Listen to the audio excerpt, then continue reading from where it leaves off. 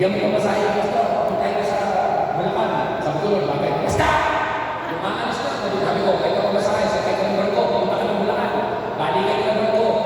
Sabi ni Lord sa akin, puntahin mo siya. Ginawa ko, pinupunta ko sa atin sa Bulacan. Nasa akin dumating siya sa Bulacan. Pupunta kami ng Pampanga. Sabi ko, Lord, dali mo sa Pampanga. Sabi ko, Lord, bakit? Ibili mo siya ng sound system. Hallelujah. Ako po, ganyan ang mag-mentor. Hindi ko nag-mentor ko turuan lang. Accountability. Okay pa may mentor sa akin, ha? Nag-gets nyo, Mike natin. Ano sabi ko? Kasi itong pastor na to, magaling. Mabait. Mahusay. May anointing. Good. Pero hindi niya isa.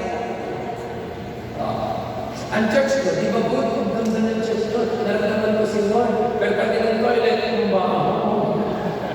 hindi bless. Kaya mo yung katabi mo, umuwi mo na, good ba at bless? Wala ka usahan. Ito na sa katabi mo. Yun. O sabi, ito yung good at pleasant na unity. Ano yun? Hindi lang tayo ipokrito na, good morning, brother. Kaya pag ganito, walang nga yung pastor na yun. Ikaw lang. Pag ganyan ka ng pastor, kumusta preaching ko? Pastor, bless ako. Talaga, ano natutunan mo? Basta. Anong tawag sa'yo? Good. Pero hindi. Natututo o nagugulo? Ako po, nagugulo lang. Nakaayos sa story. Ako, nagugulo lang tayo. Katutuloy namin ang verse. Sabi niya, yung unity ay is like a precious oil upon the head, running down the beard, the beard of Aaron, running down on the edge of his garment. Ano ang unang supernatural pag nagkaisa tayo? Good at pleasant at nag-agree tayo. Ang una, alam mo ano? Ang sa'yo ano? No. Lakas! No. Dadalo yung anointing. Ano ba ang anointing? Ang ibig sabihin ng anointing, pagsama ng Diyos. Pag sinabing anointing, pagkasi ng Diyos. Pag sinabing anointing, paggalaw ng Diyos. Kapag daw tayo nagkakaisa, gumagalaw ang Diyos. Praise and worship na lang, nagpapagaling na siya. Sino rito yung iba namin ng mga simbahan? Kikinis muli ang Diyos supernaturally. Na kumakanta pala kayo, may gumagaling na. Nagpupuri pa na kayo, may nagigiliver na. Meron ng lumalaya. Ano ang secret? Secret number 1. Mag-agree kayo. Amen. Dami na naman kayo ng mga worship team, sila magkakagaling, bago tumutok. Natakot kasi. Sa naman ng G, puro KH ka, puro H ka.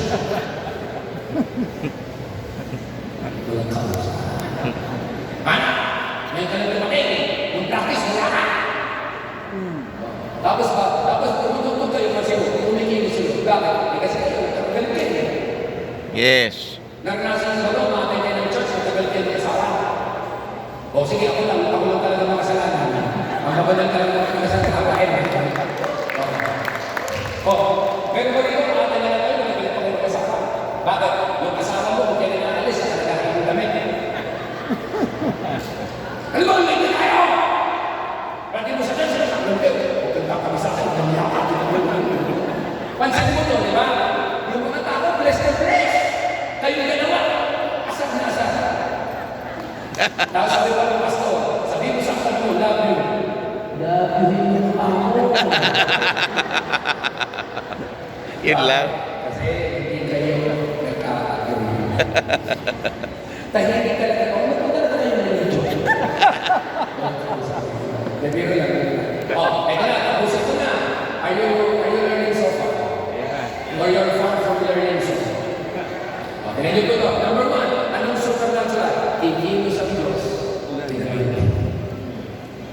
Alam niyo, sa totoo lang, hindi ka na kailangan mag-pray to the Lord, anoint me. Makikisa ka na lang.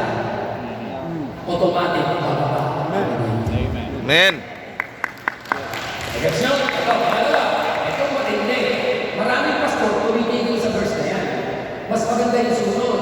Sabi ng verse, it is like a dew of Mount Hermon descending upon Mount Zion. Yun daw agreement, yun daw unity, hindi naman one thing. Ano daw siya? Para daw hamon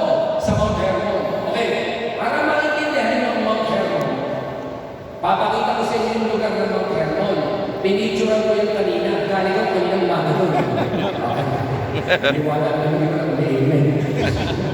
Ganito ito po ang mapa ng Mount Hermon. Tingin kayo Yan ang Mount Hermon. Nasa pagitan po yan ng Libya at ng Cyprus at ng Lebanon. O para doon sa mga malalandong mata, nakihan natin. Yan. Ang Mount Hermon po nasa taas. Ang Israel po nasa baba. At papakita ko sa inyo ang Mount Hermon Ito po yung tsura ng Mount Hermon. Kinino po yung kanina. Ito po yan. Okay. Ang Mount Hermon, all throughout the year, may yelo sa tuktok. May yelo. All throughout. Whether summer or winter, malamig dyan. Pagka summer, nanulusong ng konting yelo. Pag summer sa Israel, summer. Kung tayo dito, bumanga ng impyerno nakaraan summer, sa kanila, Hades. Sa init. So pag summer, may drought. Alam niyo bakit nagiging refreshed at fresh ang Israel? Nalulusaw yung snow caps. Bumababa sa Israel. Ano ang sinasabi ng Bible? Ang unity raw at ang agreement raw parang Jew ng Mount Hermon. Ano yun? Pag nagiging-isa ka, nagiging-agree ka, nagiging-agreement ka, kahit may magkaiba tayo, ano daw? Walang panahon ng drought sa buhay mo. Walang panahon ng tagtuyot sa buhay mo. Sa panahon ito ay tagtuyot, bababa! Hindi kaya may maraming simbahan tapos ang pera. Bakit? Kasi hindi kayo nakakasundo. Ako, aminin ko sa inyo, for years, alam ko rin mas tuloy kasi nasubaybayan namin ang story ko. Maraming taon, baon ako sa utang. Aaminin ko sa inyo. Nasabi ko kami naman ganun, pastor naman ako. Akala ko kasi, pastor, papabuhan lang. Yung pala hindi. Alam nyo, alam nyo, pastor yan, umutang pa ako sa inyo mga tao. Sa totoo lang, ngayon, umutang ako, ano po pa, wala kasi pera ko eh. Dala ko na may pera. Ito na lang, kapag ko na, nagpapray ko lang ako sa akin. Kaya si Pastor Manny ko, pinakalayan sa amin na. Ganyan niyo po ito. Sabi ko, Lord, ano bang dapat kong gawin? Ang unang pinagawa sa akin ng Diyos, kami sa inyo ano? Ano? Sabi mag-ayos kayo mag-asawa. Lagi kayo nagkakagalit. Ginawa ko, pinagawas ko yung asawa ko. Sabi ko, pwede ba? Ano tayo ko sa buwan? Magkadya ka na lang. Sabi ko, pwede ba? Pag-ayaw mo sa akin, disregard mo na itong maliliit na bagay, huwag tayo magkaway. So, inayos ko kami mag-asawa. Napansin ko, nung mag-ayos kami mag-asawa, umayos ang nagsimula, umayos ang finances namin. Pero ito pa, sabi ko sa akin ng Lord, itong gawin mo na, gagawin mo anak ko, Lord, ano gagawin ko? Humingi ka ng tawad sa akin. Ang ginawa ko, pinakain ko yung mga anak ko. Eh, yung mga anak ko sa akin, Papa, anong agenda? Kasi alam nila, bihirang-bihirang ko sa mag-gather. Sabi niya, siguro may agenda ka. Sabi ko, hindi mga anak, wala akong agenda. Pwede ba ako may sasabihin sa iyo? Sige pa. Sabi ko, pagkawarin mo mga lahat. I am not a good father. I'm a good pastor, but I am not a good father. Na may mentor ko ang lahat, pero kayo hindi ko na mentor. Yung anak ko, umiyak. Yung pangalawa ko, pinipigil. Alam mo ito, bumigyan mo ng tawag sa mga anak ko. Inamin mo talaga, nagtuturo ko sa iba, pero kami hindi ko naturuan. Mahigpit ako sa iba, mas mahigpit ako sa inyo, kasi nisyoso ako sa iba, pero sa inyo hindi. Sige yung ganyan. Sabi mo sa pastor mo, sa asawa mo, bakit sa iba may patience ka sa akin wala?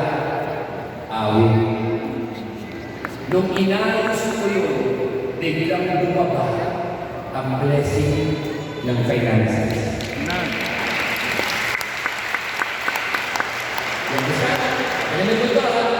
Ang Mount Hermon po ay 9,222 feet above sea level. Pakita ko kayo ng trivia para ma-amaze kayo. Bakit kinahayang tulad ng Diyos ang unity sa Mount Hermon? Jew ng Mount Hermon. Ito po siya. Ready? Alam ba ninyo ng Mount Hermon ay mayroon tatlong summit?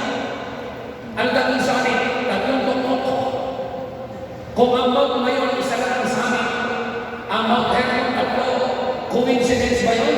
Hindi. Para sa atin, may spiritual symbol yun. Ano? Yung tanong na yun, Father, Son, Holy Spirit. Na kapag nag-unite pala tayo, the Father is blessing you, the Holy Spirit is blessing you, and Jesus is blessing you. Kapag nag-agree pala tayo, napipilis ang Father, napipilis ang Son, napipilis ang Holy Spirit. At ito pang matindi, kamilisay ko ano? Lakas! Nagkakasundo ang mga Bible scholar dito na ang Mount Hermon, ito ang lugar ng Mountain of Transfiguration. Ano yan? Nagyaya si Jesus sa mundo, si James, si Peter, si John. Niyaya niya sa mundo, doon nagbago ng itsura si Jesus. At ano nangyari? Nakita nila si Elijah at si Moses. Ano yun? Pagpalagay nagkakaisa sa Mountain of Transfiguration. Alam na nangyayari? Hindi lang bumababa ang refreshment ng Diyos. Hindi lang blessing ang bumababa. Alam mo ano? God is giving us the revelation. God is revealing Himself. Kaya marami mga preaching minsan sa church, sawa-sawa ka na. Bakit? Walang revelation. Wala kang nagpupulot. Bakit? Kasi hindi ka nagkakaisa. Amen. Tapusin ko Ganyan ko ito. Tapos na ba yung verse? Hindi pa. Kaya sa kung ano? Lakas. Ano? Pag nagkasundo na, may anointing. Pag nagkasundo na,